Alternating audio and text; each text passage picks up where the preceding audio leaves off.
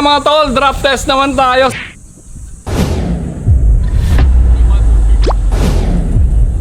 Kung gaano kagaan itong mga blocks na ito. Sige, subukan natin buhatin to. Yan. Tol, para sa mga nagtatanong, magkano po ba raw ang thermoblock?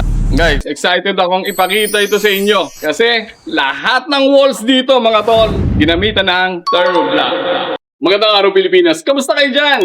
Guys, excited ako ngayon at ipapakita po natin sa inyo. Itong house na to ay ginamitan lahat ng thermoblock. So ano nga ba ang thermoblock? Saan ba ito ginagamit? Magkano nga ba ang thermoblock? At para sa mga nagtatanong mga tol, paano nga ba ginagamit ang thermoblock? Mahal ba ito? Matibay ba ito? May peace of mind ka ba kapag ginamit mo itong mga blocks na to? Yan ay sasagutin natin maya-maya lang. So huwag na natin patagalin mga tol. Tara, samahan niyo po ako.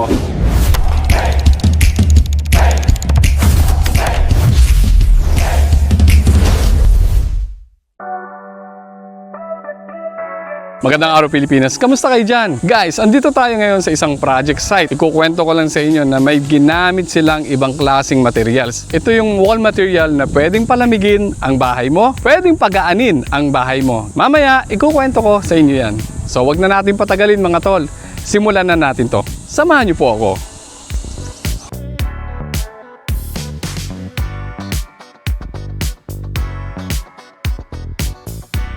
Kung meron kang 100 square meter na bahay at ito ay nasa second floor, papayag ka ba na pagparkingan ito ng 14 na SUV? Parang ganun na rin ang ginawa nyo.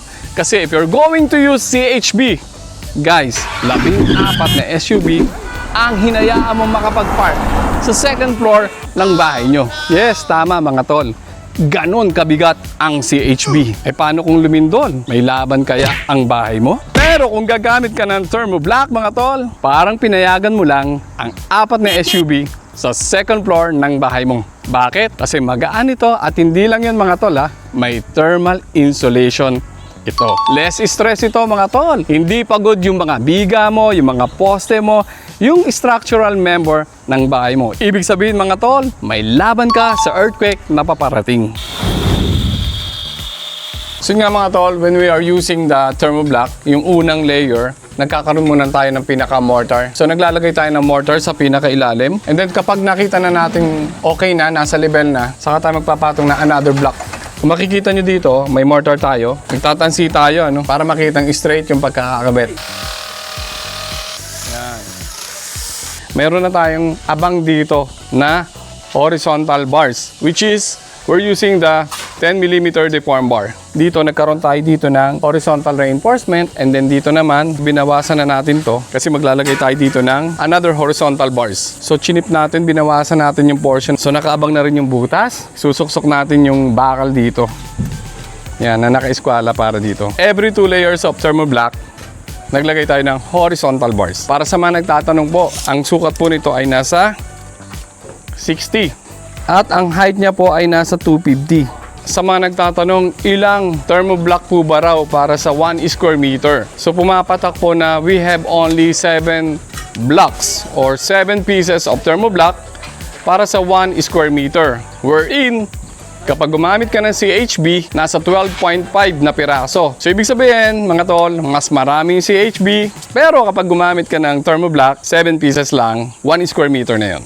May peace of mind po ba tayo kapag ginagamit natin yung thermoblock? Kasi syempre, bago lang sa inyo, bagong materyales. Syempre, yung mga traditional nating mga mason ay hindi pa bihasa sa pagkakabit ng thermoblock. Pero mga tol, kapag pinakita natin ito sa inyo, sasabihin yung napakasimple lang pala talaga na mag-install ng thermoblock. Pero syempre, dapat masunod yung tamang methodology. Katulad nito mga tol. So kada patas, gumagamit sila ng tansi para masigurado na pantay yung kanilang pagsasalansan. At ito makikita nyo, yan. May reference sila dito. So nilalagyan natin ng mga palaman, ng mga mortar, yung kada butas. At para nga po pala doon sa spacing, nasa 2 feet mga tol. Ayan, 2 feet yung spacing natin. So dito, ang diskarte, sa unang butas, naglagay siya ng reinforcement. Doon sa unang thermoblock. And then doon sa another thermoblock, nandun pa rin sa unang butas. Kaya nagka-come up tayo ng 60 or 2 feet. And then do sa third blocks, eto, 2 feet pa rin yan mga tol. So baling vertical reinforcement natin mga tol. Ayan, nasa unang hole, nasa unang butas.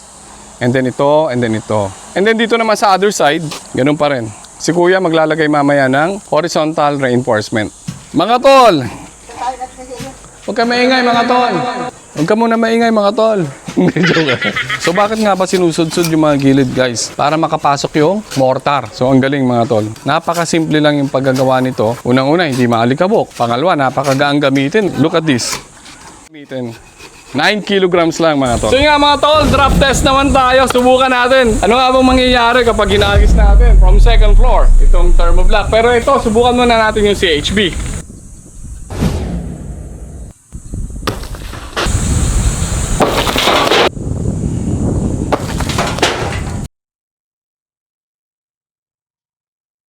So yun nga mga tol, try naman natin itong thermoblock. So 1, 2,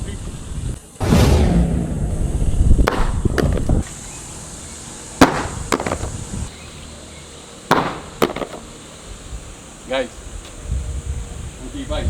Buong buo, hindi nawasak. Di katulad nung hollow blocks, ayan, nadurog.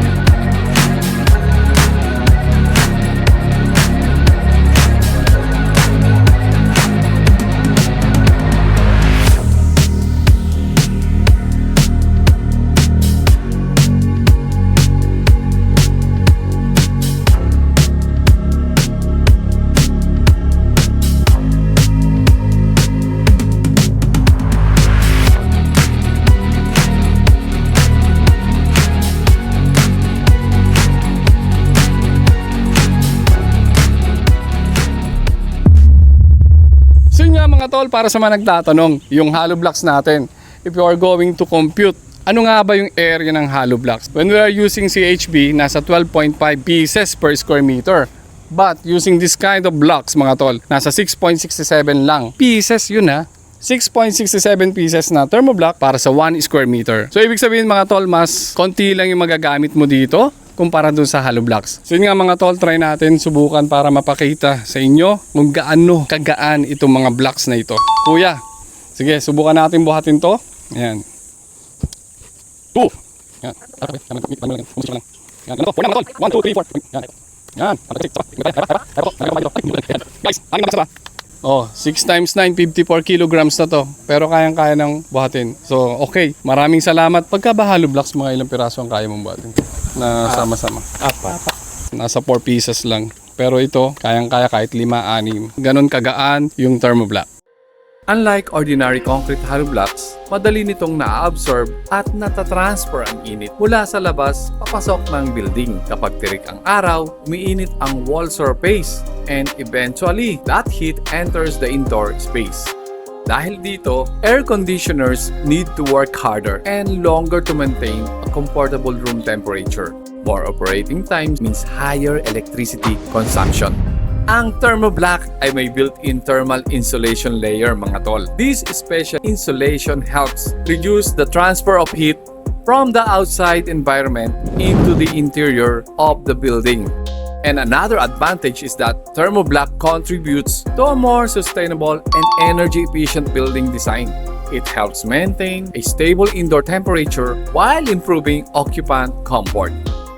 So saan nga ba natin ginagamit to? Mga tol, pwedeng gamitin sa residential, commercial buildings, warehouse, and building construction. At marami pang iba.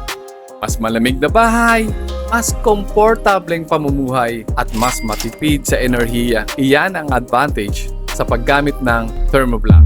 Interviewin natin si Kuya Chris. Kuya Chris, ilang taon ka ng mason? 5. 5 years na siyang mason. Kung tatanungin kita, anong masasabi mo sa paggamit natin ng Thermoblock? Okay naman. Nahirapan ka ba mag-install? Hindi naman masyado. Sa tingin mo, pwede na ba nating paltan yung traditional na hollow blocks ginagamit natin sa paggawa ng bahay? Ano sa palagay mo, sir? Siguro pwede naman po palitan. Gawa ng magaan, mabilis kasa. Kapag magaan yung produkto na ginagamit natin, ibig sabihin, mas mabilis yung Gawa. gawa, yung pagkakabit. So, sa tingin mo ba, para sa iyo lang sa iyong pananaw, sa tingin mo ba mas nakakatipid tayo sa paggamit ng Thermoblock? Okay, nakakatipid yung gawa ng konti lang halo. Sabi ni Kuya Chris, mas nakakatipid sa paggamit ng Thermoblock kasi mas konti lang yung halo na nagagamit natin. Hindi katulad sa CHB na napakaraming halo, guys. Pero dito, nakakatipid tayo kasi nga, konting halo lang yung ating nakukonsumo sa paglalatag ng mga Thermoblock. Hindi gano'ng mabigat, hindi bugbog ang katawan. Pwede mo bang marekomenda ang paggamit ng Thermoblock? Pwede po. Kuya Chris, maraming salamat. Mabuhay po kayo, sir.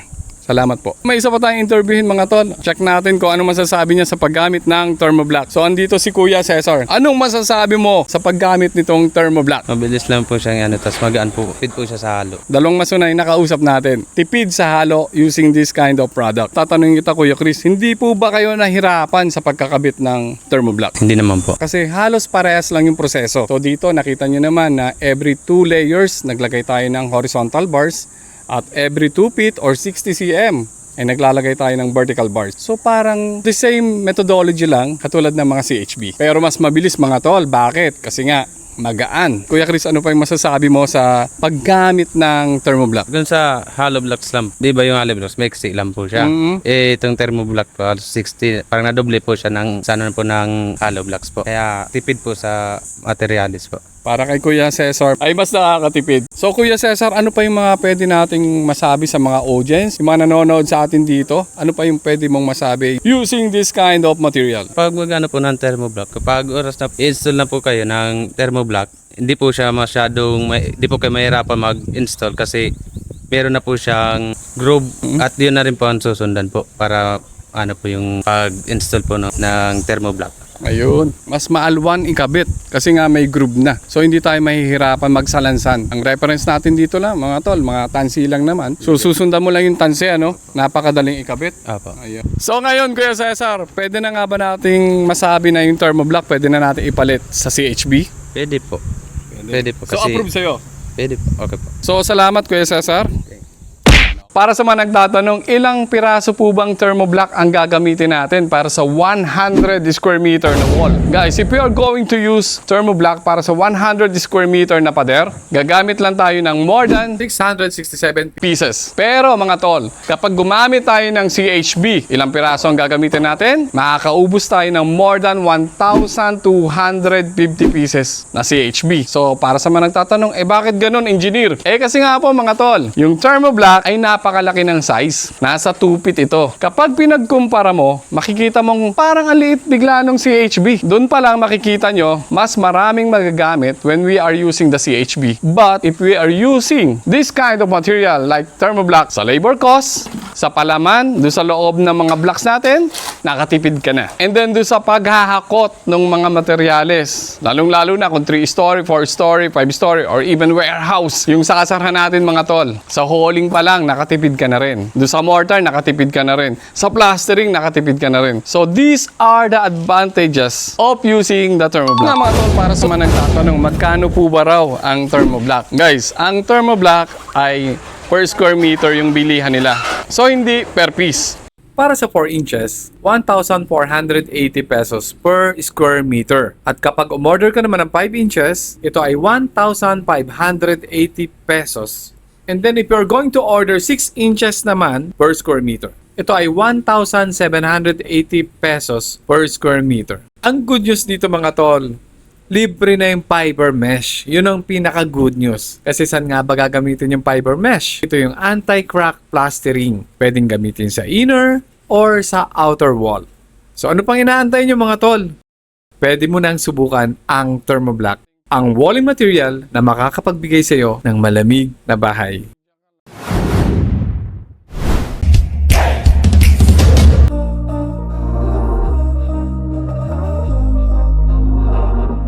We were sparks on quiet streets, two hearts finding where to meet. But life pulled us apart, left me talking to the dark. If I called you tonight, would it feel the same? Or have we both moved on to different names?